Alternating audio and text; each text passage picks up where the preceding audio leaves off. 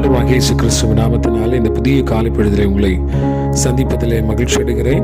இந்த புதிய வாரத்தினுடைய முதல் நாளிலும் ஏசாயாவுடைய புத்தகம் 50வது அதிகாரம் 7வது வசனம் மூலமாக சொல்லுகிறது, கர்த்தராகிய ஆண்டவர் எனக்கு துணை செய்கிறார், ஆகையால் நான் வெட்கப்படேன், நான் வெட்கப்பட்டு போவதில்லை என்று அறிந்திருக்கிறேன், ஆகையால் என் முகத்தை கற்பாரை போல் ஆக்கினேன் என்று சொல்லி ஏசாயா சொல்லுகிறதை நாம் பார்க்கிறோம். இங்கே முதல் வேலையாக முதல் காரியமாக 7வது வசனத்தினுடைய ஆரம்ப வரியில கர்த்தராகிய ஆண்டவர் எனக்கு துணை செய்கிறார். ஒரு பெரிய தைரியம், நம்பிக்கை. இந்த காலை நேரத்தை ஆரம்பிக்கிற பொழுது நமக்குள்ள ஆண்டவர் எனக்கு துணை செய்கிறார் என்கிற ஒரு நம்பிக்கையின் வார்த்தை நமக்குள்ளாக இருந்து வர வேண்டும். அடுத்ததாக அவர் சொல்லுகிறார், ஆகையால் நான் வெட்கப்படேன். ஆண்டவர் எனக்கு துணை செய்கிறதுனால நான் வெட்கப்பட்டு போவதில்லை. எங்கெல்லாம் எனக்கு துணை இல்லாம துணை வேண்டும் அப்படிங்கிற ஒரு நிலையில் இருக்கிறேனோ அப்பொழுதெல்லாம் நான் என்னை தைரியப்படுத்துகிறேன். எப்படி என்று சொன்னால், கர்த்தர் எனக்கு துணை செய்கிறார்.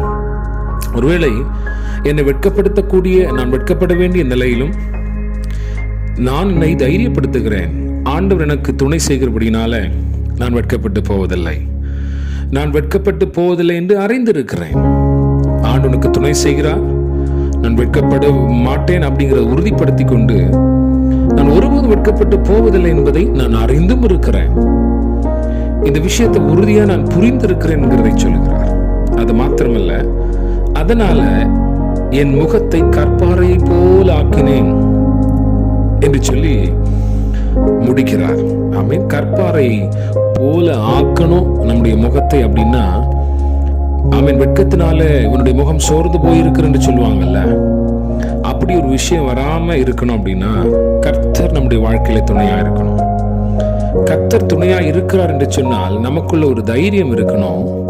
என்ன அப்படின்னா, நான் வெட்கப்பட்டு போவதில்லை. ஆமென்.